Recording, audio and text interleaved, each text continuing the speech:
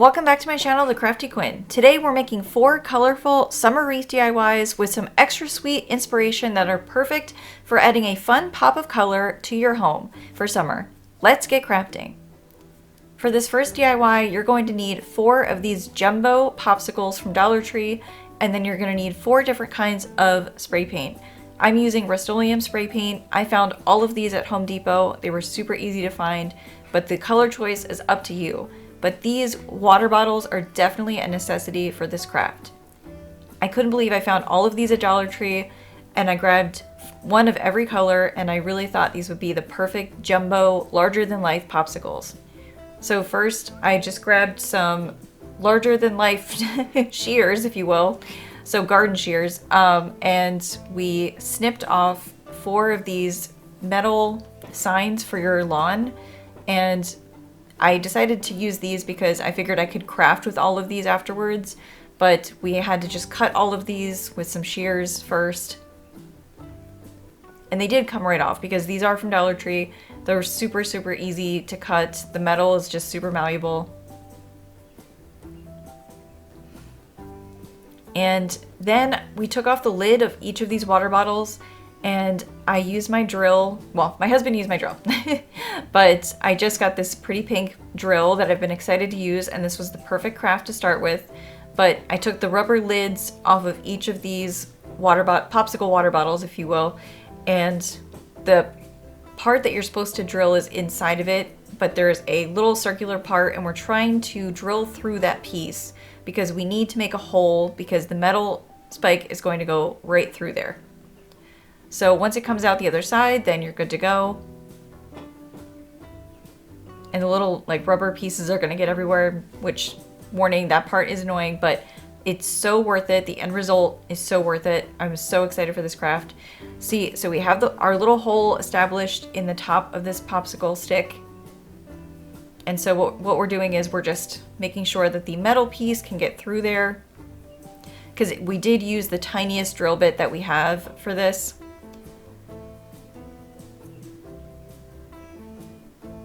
So if you just keep messing at it, it does poke through, and that is perfect. That's exactly what we want.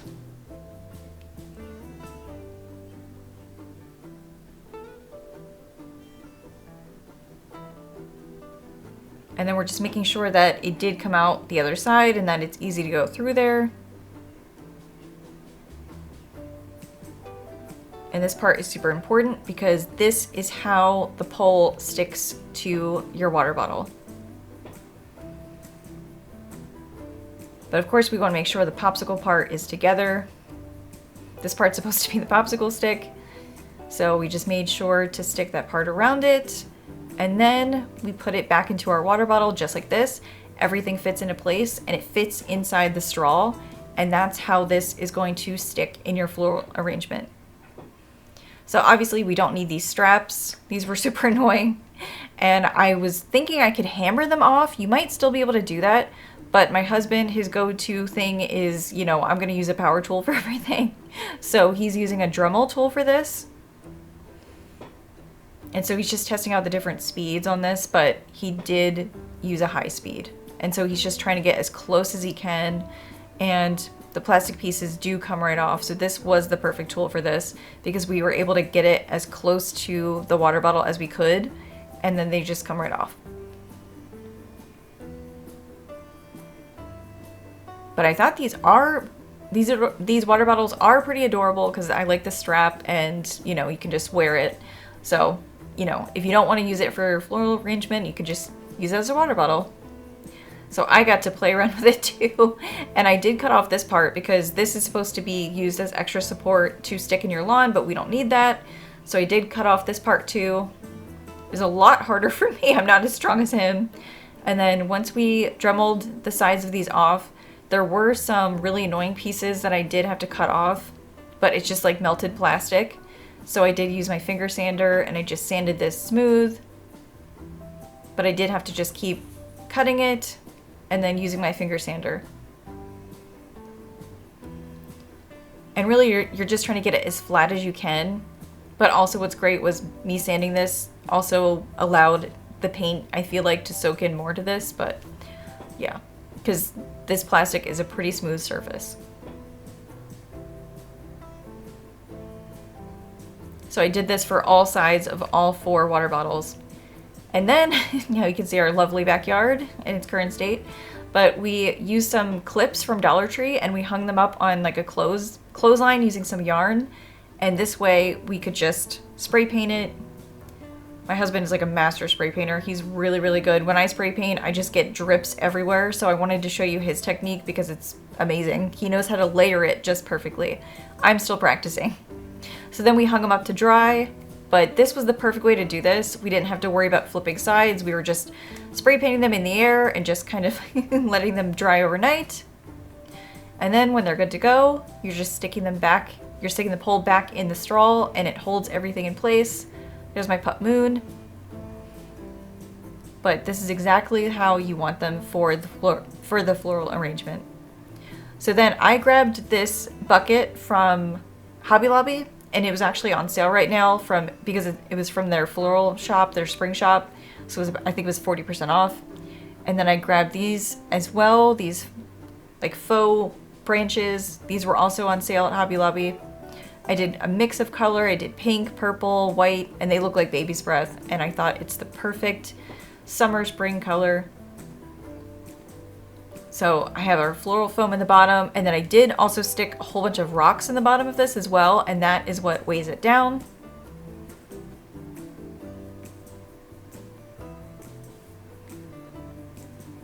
So if it's moving around too much, it's not in the floral foam, and that's what I realized.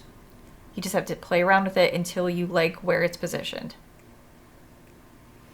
So I did want some to kind of be taller than the others, and then I wanted some to be smaller because I really wanted to have that arrangement feel. I was turning around and checking, make sure my husband was definitely filming.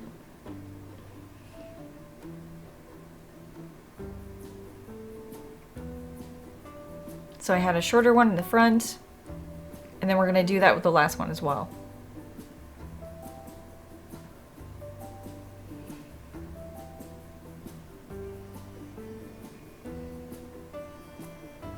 And there you go. You have the perfect summer bouquet floral arrangement for your front porch.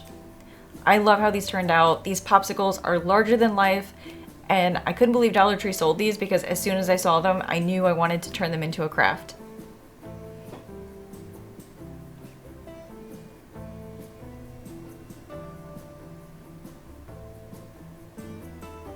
This was absolutely my favorite craft already from today's video, but I'm so excited to show you guys the rest of the wreaths that I have for you today. And I just wanted to show you guys all the colors that I used. Again, I just want to make sure that you guys know what I'm working with here, but these were all the Rust-Oleum colors, and they're supposed to be good for indoors and out. But if you're worried about it, you can do a layer of clear coat as well. So I don't know if you've seen these miniature popsicles at Dollar Tree, but they are also over in the summer section, the tropical section, whatever you want to call it. They're sold in packs of 4. I grabbed about 3 packs of these, and I think I grabbed an extra one in case. But for these, yeah, I did this a little bit backwards, but I'll show you what we did. But I just laid down some painter's tape, and I was drawing holes where I wanted this to go because I figured that hot glue was not going to be enough to attach these to a wire form. So I figured I'm going to drill the holes in the back of these, and then I'm going to feed some wire through these and then wire them to the wreath that way for an extra hold. But I'm using E6000. I'm just putting a little bit on a Q-tip here, and these popsicles are supposed to be candy holders, and I wanted to make sure the lids were not going to pop off of these.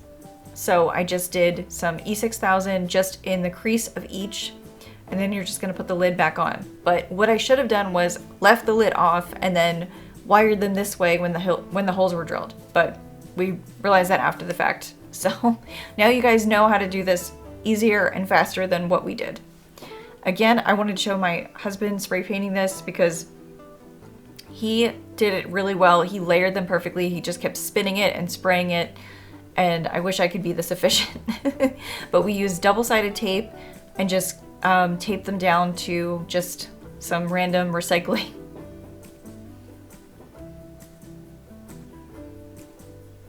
we don't have a whole lot of great areas because we don't really have a backyard. Not really anyway. So it was just kind of easier to do this on the side of our house.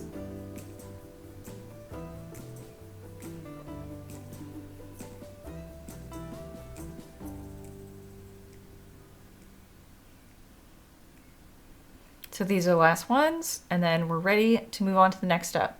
So once they're all spray painted, they're good to go. This is where I ran into the problem because I realized I should have wired this before all of these steps. I should have just wired them immediately after I drilled the holes in them and taken the lids off and all of that and just fed the wire through. But because I didn't do that, I had to do it a more complicated way, but I still got the wire through the holes. I did have to, I needed some extra assistance, but basically just doing a double loop at the top and just kind of feeding it through that way. And then I did also use pliers, and I swear it felt like I was doing like an operation because I was taking the tweezers to grab it as soon as the hole got close, the wire got close to the hole, and I could just grab it that way. So once they're all successfully in the hole, the wire, in the hole, then you can just kind of twist, like twist it, kind of like a twisty tie. And then I did this to the 2 wires in the very center of each row. So I didn't do the outside wire form. I didn't do that for any of them. I just used the 2 wires in the center, and then also the little metal bars. There's about a few sections of them, and you could fit about 3 popsicles per section, but making sure that you have 1 popsicle on that metal bar part holding them all together, because that was the perfect spacing between each section of little popsicles.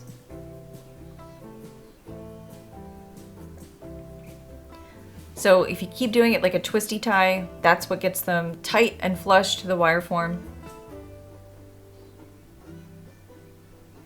It's not going to be perfectly straight for all of them because you have 12.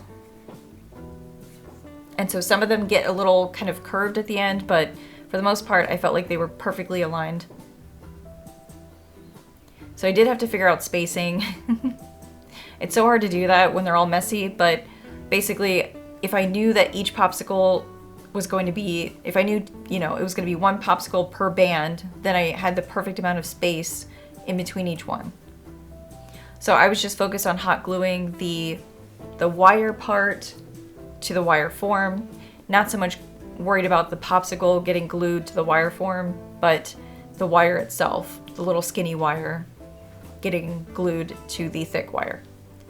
So then once I had all of these glued and spaced, you can also use E6000 for an extra hold. That's what I was doing a lot with this, but I just used some kind of like, I called it like fair skin color paint. I don't know what color this is, but I found it at Hobby Lobby. But basically I just did that for each little wood popsicle because I wanted it to look like an actual wood popsicle stick. And this was the end result. I'm still trying to figure out what I can put in between each one that will go with each color, but that was basically how I wanted it. Last but not least, we're moving on to our watermelon wreath.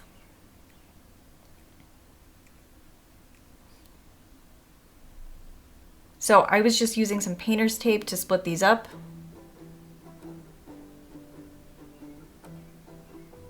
It's not, and I wasn't worried about getting the painter's tape perfectly down the middle because I knew the bottom part had to be larger, and I'm using some white Waverly chalk paint for this, but we're going to at least use this to divide it.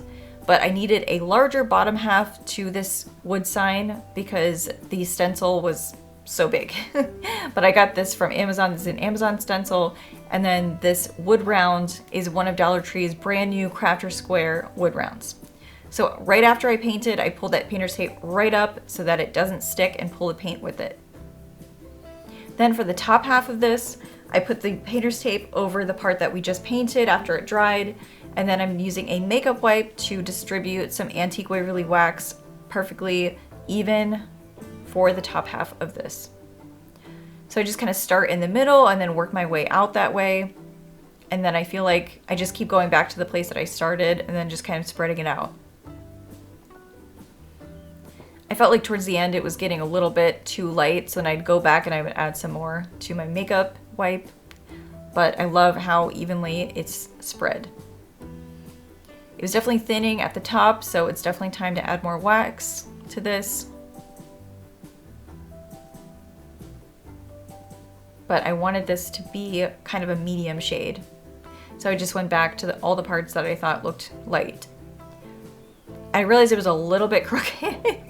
This wood round and like the two holes at the top of this wood round was not perfectly even to begin with, but it's fine. So this came from a pack of lemon stencils I found off of Amazon. I can link to this. So I don't need the lemon part and I don't need the summer part, the time part, but we're just gonna use Sweet Summer. And so this is Fire Engine Red Folk Art Paint. Found this at Hobby Lobby. And I was trying to do the same method I've done before with stencils, kind of going in a circular motion and just making sure I don't have too much paint on my paintbrush. And then I realized it wasn't really gonna work with this stencil because the stencil pieces were moving around too much. So then I realized I needed to dab it and just kind of taking it and just dabbing it as hard as you can. And then if it looks like you have too much in some spots, just going back and just kind of spreading it out a bit. But just dabbing it was actually the fastest and most efficient way to do this. And it also came out looking the best this way, and it did not move the stencil as much as if I was swiping it. And every stencil type I just feel like is different. You kind of have to just go with the flow and see if it's the kind that's gonna move a lot. I just felt like dabbing it and just kind of holding it down in places was really the best way to do it. So once you have it all filled in, it's time to pull up our painter's tape.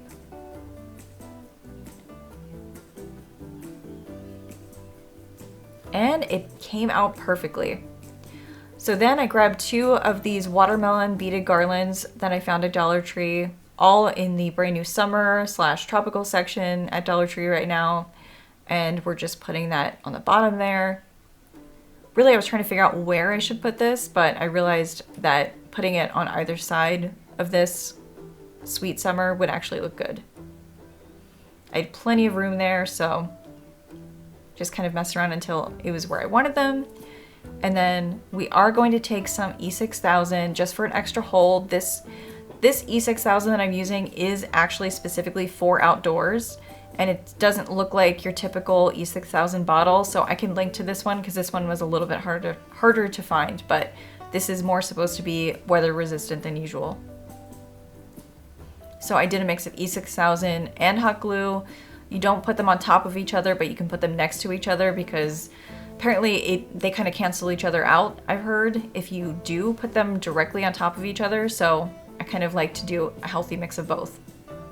And then we're also going to steal this ribbon from the garland, the watermelon garlands. And it kind of worked out perfectly that way because I was looking for this exact type of ribbon, but I just kind of threw together a little bow in like an X shape and I just hot glued it down. And then I had this Christmas pack of raffia from Dollar Tree. And I love how all of this stuff is Dollar Tree so far, except for the stencil. But this is red raffia. It came in like a Christmas pack of like red, green, and the regular kind. But I figure some red and regular would go great together for this. I thought about adding the green in there too, but it looked a little bit too Christmassy, and the green didn't match the green that's currently on the watermelon. So I just doubled it up a whole bunch of times, and then I just wrapped the middle of it around. And I tried to do E6000 in the middle and then a little 2 dots of hot glue.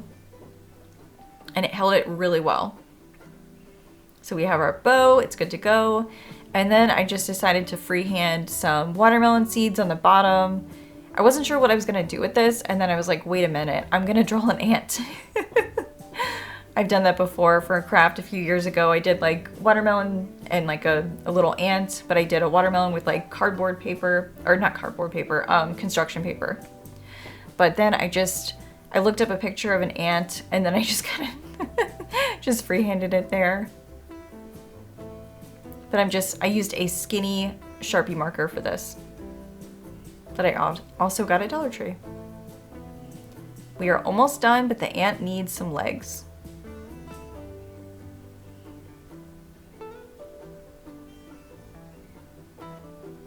I love how this turned out, you guys. This was just a fun random wreath that I just felt like was perfect for summer, but now I'm absolutely in love with it.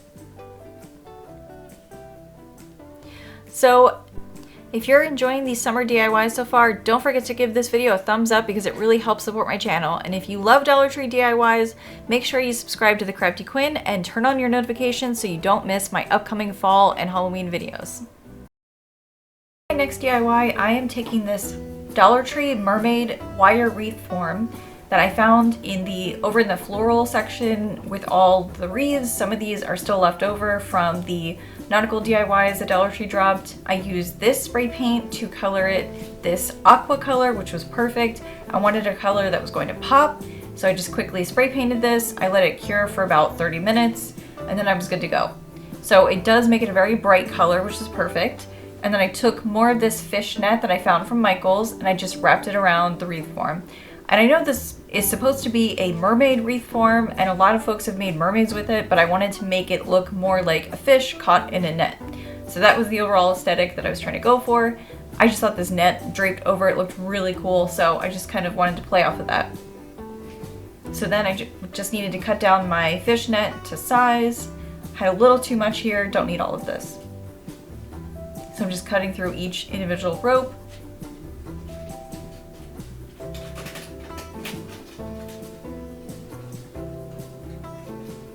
And then I needed to find a way to hold all of this on here easily, so I just went with trying some jute twine. I just grabbed a bunch of it and just kind of clumped it together, and then I wrapped my jute twine around the net and the wire form.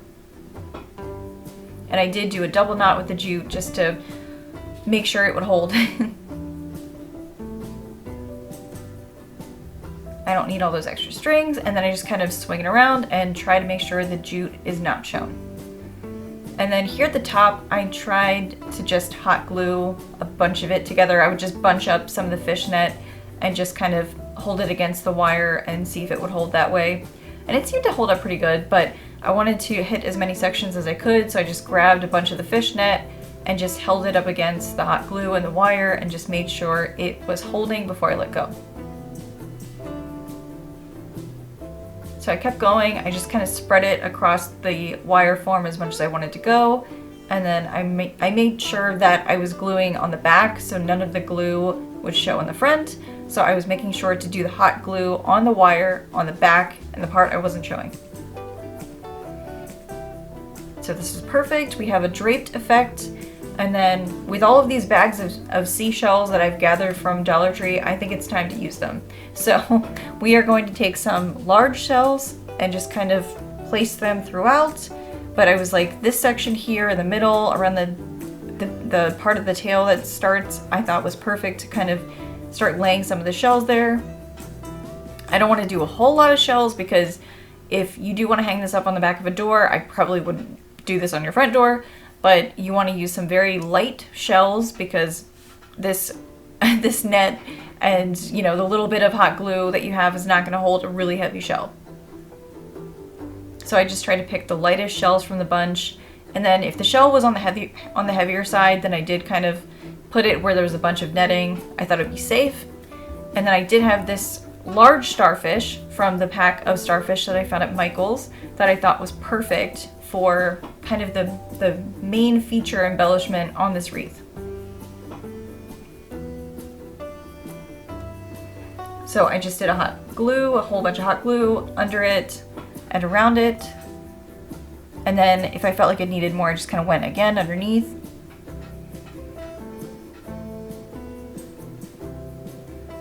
But I just love this starfish, and I thought, you know what? Why not add a little one too? So I just tried to put this where there was a bunch of netting. I thought it was super cute. So I'm just gonna put more regular shells, but this wreath is so easy, you guys. It took me like just a few minutes to put this together, and I didn't really have to wait very long for the spray paint too. That spray paint, that Rust-Oleum spray paint, was awesome because it really did cure within about 30 minutes or so, and then it was good to go, and I didn't have to worry about it coming off on the net. And I think we just got that from Home Depot, so Really easy to find it. One last shell and this wreath is good to go. So here's the end result. So you can definitely hang this up on your door on the inside, maybe on your bathroom door. Thank you guys so much for watching, and I hope you all enjoyed today's video. If you want to check out more videos, watch them here on the left, and let's keep in touch on social media like Instagram and Pinterest and TikTok. See you guys next week. Bye!